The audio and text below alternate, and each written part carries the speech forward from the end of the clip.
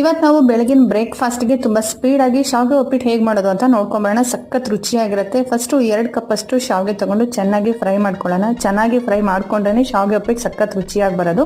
So ಅದಾದಮೇಲೆ ಅದನ್ನು ಒಂದು ಬೌಲ್ಗೆ ಎತ್ತಿಟ್ಕೊಂಡು ಅದೇ ಪ್ಯಾನ್ಗೆ ಮತ್ತೆ 3 ಇಂದ 4 ಸ್ಪೂನಷ್ಟು ಆಯಿಲ್ ಹಾಕಿ, ಅದಾದಮೇಲೆ ಸಾಸಿವೆ, ಜೀರಿಗೆ, ಕಡಲೆಬೇಳೆ, ಚಿಕ್ಕದಾಗಿ ಹೆಚ್ಚಿರುವಂಥ ಈರುಳ್ಳಿ, ಹಸಿಮೆಣಸಿನ್ಕಾಯಿ ಇದಿಷ್ಟು ಹಾಕಿ ಚೆನ್ನಾಗಿ ಫ್ರೈ ಆದಮೇಲೆ 1 ರಿಂದ 2 ಟೊಮೊಟೊ ಹಾಕಿ ಚೆನ್ನಾಗಿ ಫ್ರೈ ಮಾಡ್ಕೊಳ್ಳಿ. ಈಗ ಆಲ್ರೆಡಿ ನಾವು 2 ಕಪ್ಪಷ್ಟು ಶಾವಿಗೆ ತೊಗೊಂಡಿದ್ದೀವಲ್ವ, ಸೊ ಅದಕ್ಕೆ 3/4 ಕಪ್ಪಷ್ಟು ನೀರು ಹಾಕೊಳ್ಳೋಣ. ಜಾಸ್ತಿ ಹಾಕೊಂಡ್ರೆ ಶಾವಿಗೆ ಉಪ್ಪಿಟ್ಟು ಆಗಲ್ಲ, ಖಾರ ಪಾಯಸ ಆಗೋಗ್ಬಿಡುತ್ತೆ. ಅದಕ್ಕೋಸ್ಕರ ಅದಾದಮೇಲೆ ರುಚಿಗೆ ತಕ್ಕಷ್ಟು ಉಪ್ಪು ಹಾಕಿ ಲಿಡ್ಡನ್ನ ಕ್ಲೋಸ್ ಮಾಡಿ ಸ್ವಲ್ಪ ಹೊತ್ತು ಕುದಿಯೋಕೆ ಬಿಡೋಣ. ಅದು ಕುದಿತಾ ಇರೋವಾಗ ರುಚಿ ಹೇಗಿದೆ ಅಂತ ಒಂದ್ಸಲ ಚೆಕ್ ಮಾಡ್ಕೊಳ್ಳಿ. ಅದಾದಮೇಲೆ ಫ್ರೈ ಆಗಿರೋ ಅಂಥ ಶಾವಿಗೆನ ಹಾಕಿ ಚೆನ್ನಾಗಿ ಮಿಕ್ಸ್ ಮಾಡಿ ಲೋ ಫ್ಲೇಮ್ನಲ್ಲಿಟ್ಟು ಲಿಡ್ ಕ್ಲೋಸ್ ಮಾಡಿ ಆಗಿಂದಾಗಲೇ ತಿರುಕೊಳ್ತಾ ಇರಿ. ನೀರೆಲ್ಲ ಚೆನ್ನಾಗಿ ಮೇಲೆ ಗಾರ್ನಿಶಿಂಗಿಗೆ ಸ್ವಲ್ಪ ಕೊತ್ತಂಬರಿ ಸೊಪ್ಪು ಹಾಕಿದ್ರೆ ಸಖತ್ ಟೇಸ್ಟಿಯಾಗಿ